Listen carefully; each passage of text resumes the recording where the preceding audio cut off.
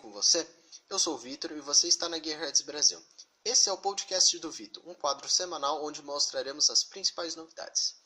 Essa semana, do dia 25 de fevereiro a dia 1 de março de 2019, nós temos as principais novidades. O novo Audi RS4 e o novo Audi RS5 com lançamento aqui no Brasil, a Ferrari F8 Tributo, o Audi R8 Decennio, a Lamborghini Huracan Evo Spider, o Polestar 2, a GLE 53 4MATIC Plus, Audis A6, A7, A8 e Q5 Plug-in, Camaro 2020, novo Peugeot 208 foi lançado lá fora e por fim o Volkswagen T-Roc. Então vamos começar com as novidades. Para começar o quadro a gente vai falar sobre a nova RS4 e RS5. Eles chegam aqui no Brasil com um motor 2.9 V6 biturbo de 450 cavalos e 61,2 kgfm de torque, acoplado a um câmbio automático de 8 marchas e tração 4. O 0 a 100 deles é em 4,1 segundos para a perua e 3,9 para o coupé. A velocidade máxima para ambos é 280 km por hora e o preço para ambos também é de R$ 556.990. Tá, essas são as informações principais. Vamos falar um pouco sobre o carro. Eu conheci o carro, tive a oportunidade no Salão do Automóvel de conhecer ele legal, assim, pude entrar no carro e depois eu estava de imprensa no evento. E assim, não tenho o que explicar, o carro está fantástico, uma evolução assim muito legal da antiga geração, né? Nós estamos falando, se eu não me engano, na quarta geração do RS4. Assim, só de falar da A4 Avante, não tenho o que falar muito, porque é um excelente carro pelo custo de preço, né? A A4 Avante. Só que no caso da RS4 ela veio um pouco salgada. Eu esperava algo entre 450 e 500 mil reais. 556 mil reais eu acho muito pelo carro que ele é. Mas enfim, ele entrega um ótimo custo-benefício em questão de motorização que ele tem, de todos os atributos que ele tem, central multimídia, a tração 4, né? Central multimídia que eu digo é mais pelo Virtual Cockpit, que foi apresentado pela Audi no Audi TT da atual geração, que é a terceira geração, que em breve trocará para a quarta daqui a uns 2 anos, pelo que a imprensa divulga aí, mas enfim. O acabamento é excelente, é o que se espera de um Audi de 560 mil reais. Os bancos são muito envolventes, são bancos concha, né? É uma delícia os bancos dela. Eu tive a oportunidade de entrar no veículo e, é um espetáculo o carro, não tenho o que falar, não posso falar um A do carro, porque o carro é muito bom mesmo. Espero em breve ter a oportunidade de andar nela tanto na RS4 quanto na RS5 ou um dos dois, etc, para mais sentir o modelo. Mas enfim, esse eu acho que eu podia falar do carro. O carro é muito legal, o carro assim me envolveu bastante só de ter conhecido o carro rapidamente no salão, poder ter entrado e etc, não ter andado no carro ainda, isso é uma coisa que falta para mim, mas enfim, muito legal o carro. E assim, posso dizer que os concorrentes, né, C63 e a M3 entregam muito mais? Não, mas eu posso dizer que a atual C63, que acabou de sair o facelift lá fora, ela entrega melhor, porque assim, ela acaba tendo o Virtual Cockpit só que da Mercedes, ela tem o volante com como é que chama? Com os botões do volante são touch, né? Então isso é um avanço bem tecnológico. Ela tem uma central multimídia também bem legal, como a da A4. E assim, ela tá com um design muito atual depois desse facelift. Também tive a oportunidade de ver ela lá no salão. Espetáculo o carro, tá? Muito legal. Eu só não sei a questão de preços para vocês, mas eu ainda acho que a C63 é muito mais legal que a RS4, principalmente por ela conter ainda o V8 biturbo. Bom, seguindo aqui, próxima novidade, a Ferrari F8 Tributo. Ela entra em lugar da 488 GTB. Ela tem um motor 3.9 V8 biturbo de 720 cavalos e 78,5 kgfm de torque. Ela está com a mesma configuração que uma 488 pista tem, né? Então ela basicamente foi a evolução da pista pouco alterada, né? Mas enfim, O câmbio dela é um automatizado de dupla embreagem de 7 marchas, possui tração traseira, o 0 a 100 em 2.9 segundos, 340 km por hora de velocidade máxima e 1.330 kg é o peso dela, tá?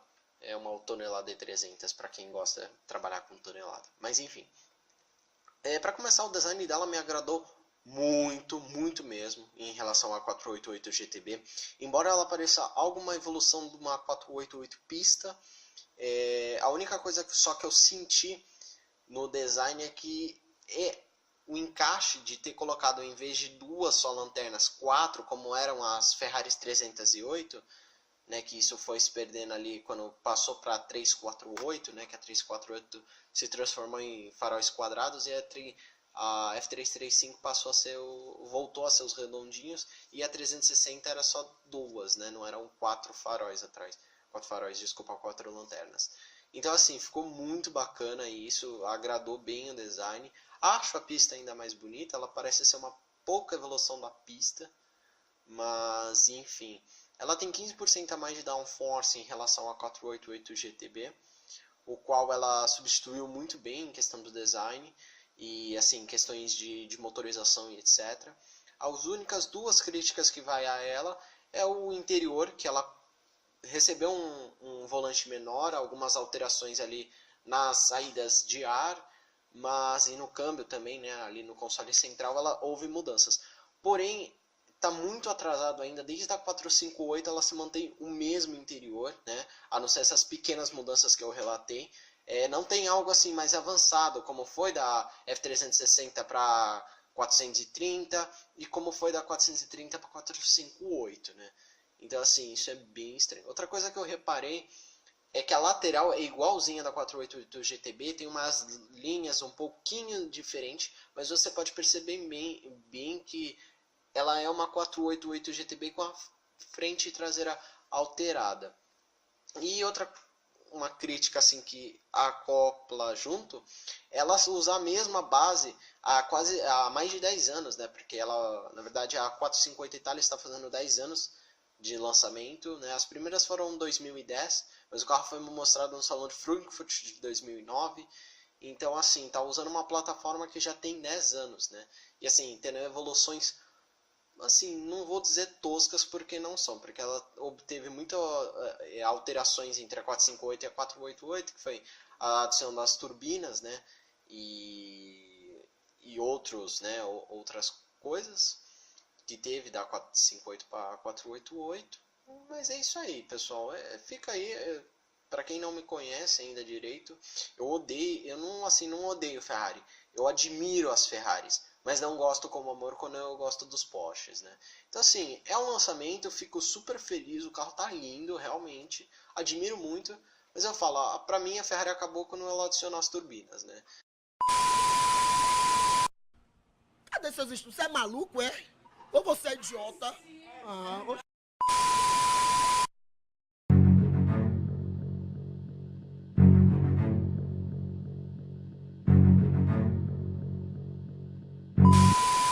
Diferente da Porsche que trabalha com a turbina desde os anos 80. Mas enfim, vamos continuar aí. Vamos pro Audi R8 Decennium. Tá, o que é essa porra desse Decennium? Eita, acho que vai ter um copyright não, como é que chama? Family friendly pelo YouTube, mas enfim. O R8 Decennium é os 10 anos do motor V10 no R8. Então fazem 10 anos, ou seja, foi em 2009, que o R8 ganhou a motorização V10. Para quem não sabe, o R8 foi lançado em 2006 com a motorização 4.2 V8 aspirada, tá? Aqui no Brasil ainda teve uma série especial com câmbio manual. Se eu não me engano, só foram feitas 20 unidades dessa configuração, né? V8 com câmbio manual, né? Essa foi a primeira geração, nós estamos na segunda e provavelmente a terceira será híbrida. Mas enfim, vamos falar um pouquinho mais dele. Serão 222 unidades e ele vem na cor da Daytona Grey, que é basicamente um cinza. Não posso falar que é o Nado Grey, só que fosco. É um cinza bem escuro, foscão, lindo, com as rodas bronze. Achei espetacular. Em questão de motorização, ele não tem alteração, são 610 cavalos. O câmbio automatizado de dupla embreagem de 7 marchas, com tração integral 4. Então, assim, as questões dele só fica mais por ter carbono mais no interior, né, exposto. Essa cor da Daytona Grey, né, que é a cor especial para essa versão. E as rodas também que ganharam essa pintura bronze. Assim, não tem muita alterações em relação ao R8 normal, mas seria legal de relatar. E bom, o seu irmão, né, a Lamborghini tinha apresentado em janeiro a Huracan Evo, né, Coupé, que ela tem um motor 5.2 V10, 640 cavalos e 61 kgfm de torque, e ela faz o 0 a 100 em 3 segundos, certo? Agora, essa semana, eles decidiram mostrar a Lamborghini Huracan Evo Spider, né? Ela possui essa mesma configuração, né, de questão de motor, porém ela faz em 10 milésimos de segundo, desculpa, a mais o 0 a 100. Então ela faz o 0 a 100 em 3,1 segundos, tá? Assim, essa alteração a gente já era esperada. Eles mostraram em janeiro a versão Coupé, agora lançou a versão Spider. A única coisa que eu fico assim em dúvida é como eles vão trabalhar com as versões Performante e com a versão traseira. Provavelmente a tração traseira ganha uns cavalos a mais, chuto eu 610 cavalos, porque se ela ganhou 30 cavalos a Huracan, né, 4 ganhou esses 30 cavalos, né, pulou de 610 para 640, eu acredito que a traseira também deve ganhar aí.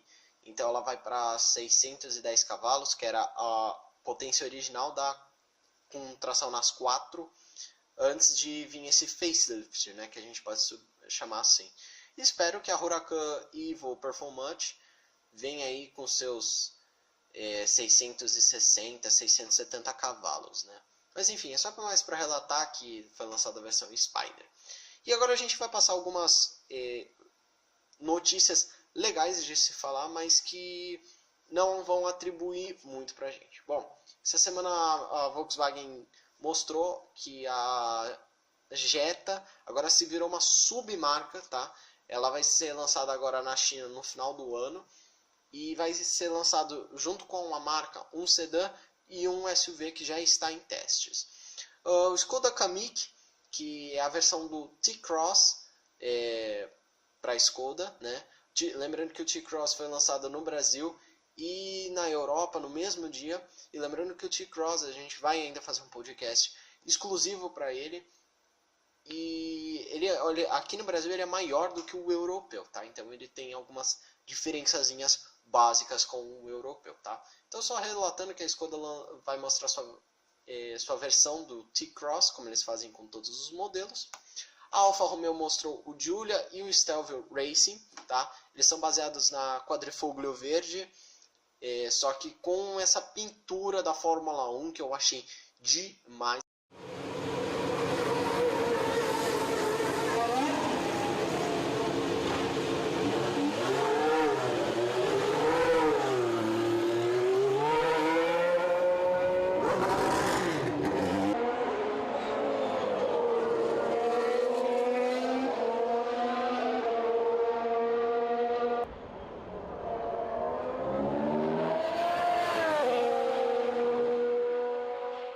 Era tudo que eu esperava, entendeu?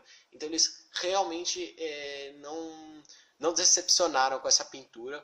Lembrando que o Giulia e o Stelvio tem um motor 2.9 V6 biturbo com 510 cavalos. Então ele entrega assim muito superior, assim dizer, por ele ser tração traseira e ter a opção de câmbio manual, ele acaba sendo superior do que o Audi RS4 e RS5, né? Além disso, eles apresentaram uma outra versão, que é a TI, que é uma versão que vai ser para o motor 2.0, tanto para o Giulia quanto para o Stelvio, e ele ganha algumas coisinhas assim básicas, como roda, pintura nos espelhos retrovisores e etc.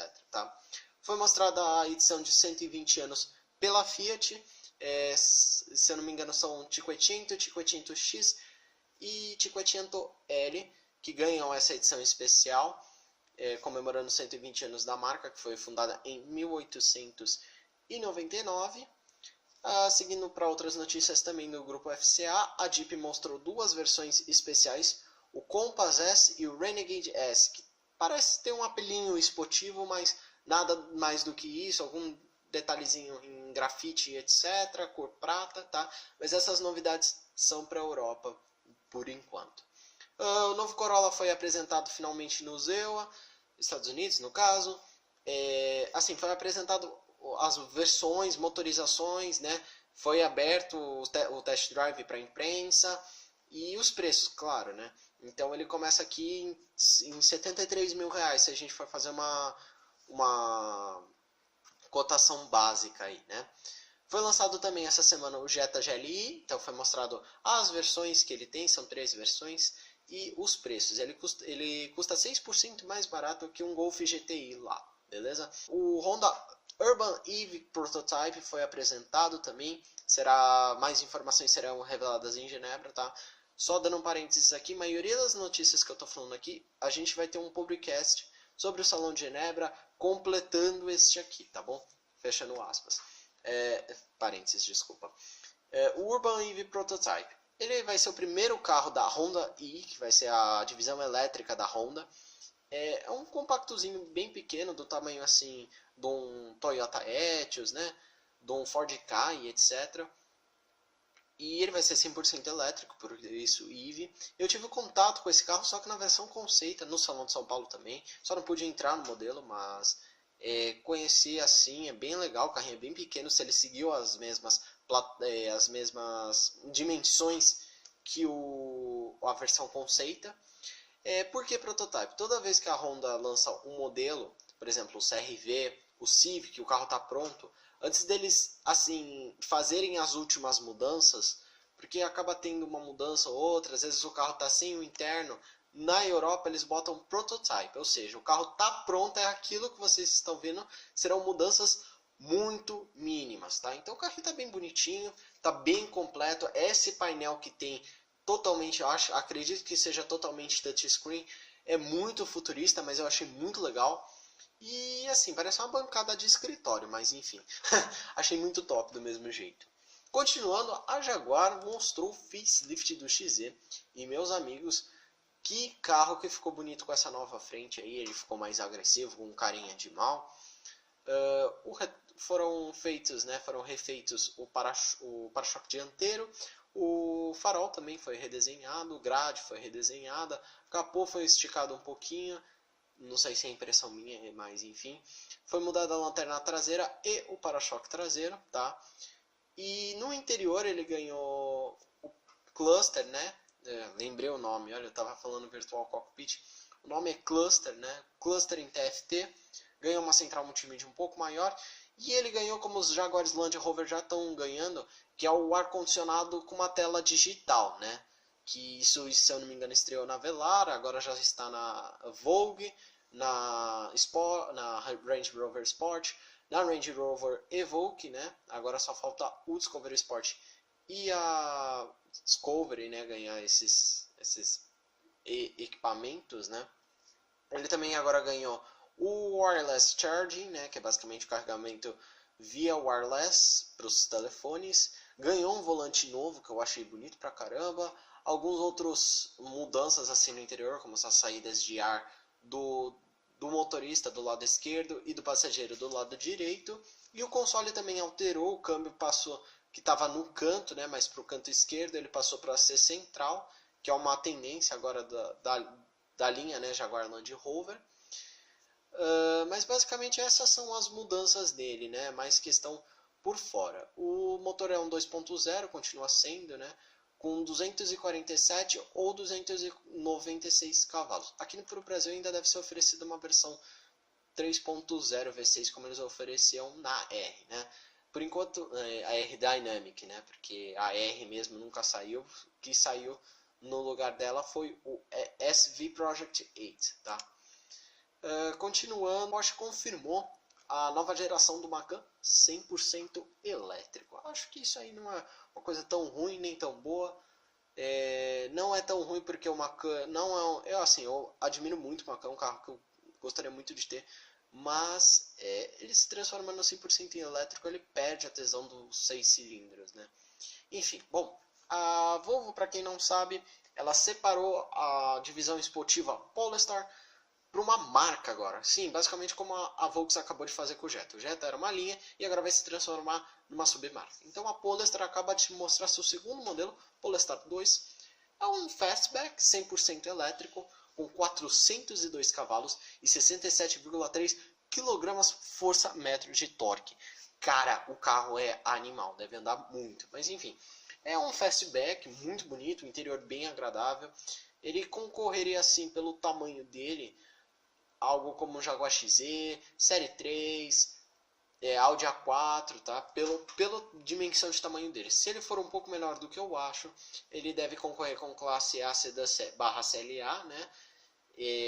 Com a futura Série 2 Gran Coupé, futuro Série 1 sedã, e também deve concorrer com a classe A, não, a classe A, desculpa, eu já disse, com o futuro A3 e A3 sedãs de nova geração, se eles forem desse tamanho que eu estou acreditando que não seja, mas enfim. Bom, o carrinho é bem legal, não tem muito o que falar.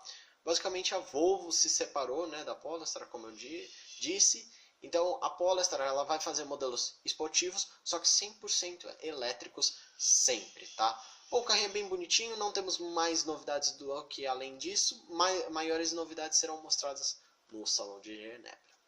Bom, seguindo para a Mercedes, ela acabou de apresentar mais uma versão da nova geração da GLE. Para quem não sabe, a GLE é a antiga ML, só que quando foi lançada a GLE Coupé, a ML passou pelo facelift e ela se transformou em GLE somente. Agora a ML trocou de geração, né? Então ela estava chamando GLE com facelift e aí ela trocou de geração. Em breve deve sair a nova GLE Coupé. Enfim, essa versão é a 53 4MATIC, tá? Só dando uma explicação para quem não ficou perdido, o que aconteceu com a linha 43 e por que está se transformando em linha 53. A linha 43 era um motor V6 3.0 biturbo, tá? E ela era aplicada à classe E, a GLE, a classe C, GLC e etc.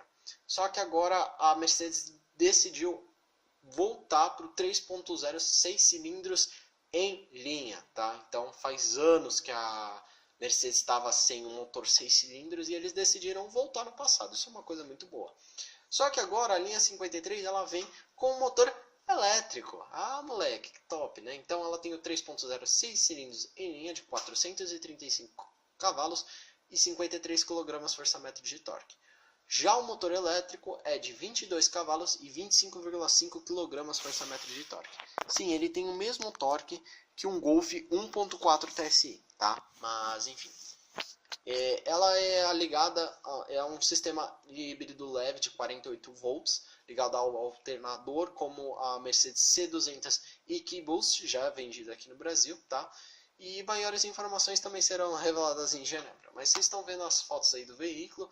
O carro é muito legal, com essa cor, né, que é de lançamento cinza, esse cinza, né, fosco, eu acho demais, demais mesmo.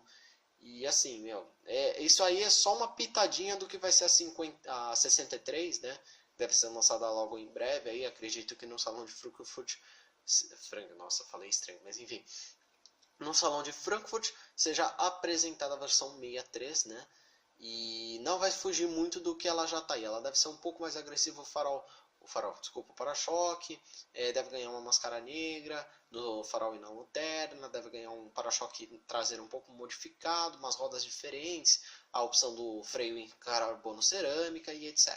Tá?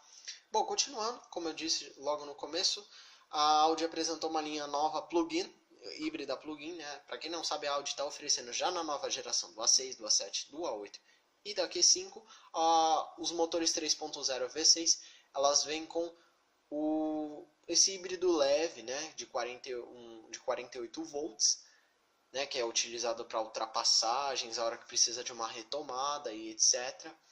E agora eles decidiram lançar as versões híbridas deles, né, ou seja, plug-in. E quando é um híbrido plug-in, ou seja, você pode recarregar na tomada, tá? Foi disponibilizado para o A6, A7, A8 e Q5 em duas versões. 50 TFSI, o motor 3.0 V6 de junto com motor elétrico de 295 cavalos e 45,9 kgfm. E a versão 55 TFSI também com o mesmo motor V6 e mais um motor elétrico, totalizando 363 cavalos e 51 kgfm de torque. O A8 ele tem uma versão única, né? Ele não se aplica a essas versões 50 e 55, que é o A8 L60 TFSI com 450 cavalos e 71,4 kgfm de torque, tá? Algo bem legal, eu achei demais a Audi ter lançado finalmente um plug-in, e que era algo que a gente já tem há muito tempo no mercado das outras montadoras, né? E finalmente agora eles montaram. Eles acho que estão bem acerrados a briga aí com a BMW, que em breve trará outros lançamentos, a linha i, né? Que no caso será o iNext, que vai ser um SUV totalmente elétrico, e o i4, tá? Que é baseado na série 4 e vai ser totalmente elétrico também, né? Ou híbrido, a gente ainda não sabe, né? Então eles estão querendo acirrar com a BMW. Bom, não foi um lançamento, mas é só um comentário rapidinho sobre o Camaro 2020 aqui no Brasil. Foram revelados seus preços, que ele começa em R$329 mil e vão até R$366 mil. Mas enfim, eu só acho que é o seguinte, o Mustang custa 315 mil, o Mustang entrega muito mais que o Camaro em todas as questões, embora o câmbio seja o mesmo. Então eu ainda acredito que o Camaro seja uma opção assim, que pode ficar de lado. E se você está pensando em comprar um Muscle Car, pode ir de Mustang, que é certeza que você vai fazer bom negócio se você está pensando nisso. Então assim, eu achei caro o preço, porque o Mustang entrega melhor e o Mustang anda mais em Interlagos também, porque faz um tempo menor. Mas enfim, se você não liga para isso, também vai no Camaro mesmo. E agora, se você está pensando em ser racional e pensar e falar qual que eu levo dos dois, leva o Mustang, que o Mustang custa 315 mil e entrega muito mais. Só isso. Tá, já falei isso umas 55 vezes, mas enfim, vamos continuar. Foi apresentada essa semana a nova geração do Pug 208, ou Peugeot 208. Ele agora é produzido na CMP, que é a Common Modular Platform, que é uma plataforma modular comum para vários veículos, tá? Ele pesa 30 kg a menos com essas mudanças aí, que é a geração anterior. Ele tem uma versão agora 100% elétrica de 100 kW, tá certo? E ele apresenta os motores de 1.2 a gasolina, de 75, 100 ou 130 cavalos, e 1.5 a diesel de 100 cavalos. E as opções de câmbio são manual de 6 marchas ou automático de 8 marchas. Bom, como vocês podem ver aí nas fotos, o carro ficou muito mais bonito que a geração anterior. Achei isso demais, a frente ficou bem parruda, e lembrando o 508, né, que lançou há pouco tempo. Cara, achei demais o carro por fora. No interior também ele não nega a sua evolução, uma evolução que estava precisando. Lembrando que o 208 está em linha aí desde 2011, né, a antiga geração que ainda é produzida aqui no Brasil, né? E aí ele ainda tem a presença do iCockpit, que é uma coisa assim tradicional da marca. Tem no 3008, tem no 308 europeu, tem no 5008, tem no 508 da nova geração, né, também. Enfim. E o legal é que ele traz diversas assistências de condução. Tem controle de cruzeiro adaptativo, assistência de permanência em faixa, sistema de estacionamento autônomo, famoso Park Assist, né? Sensor de fadiga, frenagem autônoma de emergência, alerta de tráfego cruzado, limitador de velocidade e alerta de pontos cegos. Tudo bem que na versão que será produzida na Argentina, que já foi confirmada, não vai vir metade dessas coisas aí. Ou na versão mais top deve ter um quarto do que tem isso aí, que tem a versão europeia. Mas assim, é bem legal porque cada vez mais a gente vê essas assistências para quem precisa disso, né? E nós, seres humanos, não somos 100% excelentes em frear o carro e etc, e evitar um acidente. Então é bom que tenha essas coisas robotizadas para algumas pessoas. Mas vejo que assim, é legal porque cada vez a gente está vendo isso nos carros pequenos, nos carros mais baratos, né? Então você pode ver como está barateando essas tecnologias a cada tempo que passa, tá? Por fim, para terminar o nosso podcast semanal, Volkswagen mostrou o T-Roc R. Tá, o que seria o T-Roc R? O T-Roc é o irmão do T-Cross, né? É a versão up dele, né? Então, vamos dizer assim, ele deu uma crescidinha e é o T-Roc. O T-Roc é um SUV acima do T-Cross. O T-Cross, lembrando, ele é montado na base do Polo e o T-Roc é montado na base do Golf. Infelizmente, ele não está confirmado para o Brasil, mesmo na sua versão normal. E quem vai suprir o lugar dele aqui e da Tiguan, porque aqui no Brasil a gente é vendido a Tiguan All Space, ou seja, a Tiguan de 7 lugares. Tem uma versão de 5 lugares que tem a traseira um pouco reduzida, né? E continua sendo oferecida na Europa junto com o T-Roc, embora eles tenham umas dimensões parecidas. E assim, para suprir os dois, vai vir para cá o Touareg, né? Que provavelmente vai ter a opção de 1.4 TSI, 2.0 TFSI também. E ele é com uma plataforma um pouco mais barata, tá? Por isso que eles deixaram de trazer o T-Roc. Além disso, nós teremos um SUV abaixo do T-Cross, que será baseado no SUV Taigun Concept, que foi apresentado lá em 2012 no Salão de São Paulo, tá? Mas enfim, voltando ao T-Roc, eu só estava explicando os SUVs da Volks. O T-Roc R, ele tem a mesma configuração do Golf R, ou seja, um 2.0 TFSI de 300 cavalos e 40,8 kgfm de torque, e um câmbio DSG de dupla embreagem de 7 marchas e tração integral 4Motion. Se eu falar que o PDK deve ser a mesma coisa que o DSG-7, capaz que seja, mas enfim, não vou entrar nesse mérito. E se eu falar que a 4Motion não é uma 4, provavelmente é sim a mesma bosta. Mas enfim, achei muito legal, esperava essa versão já do carro.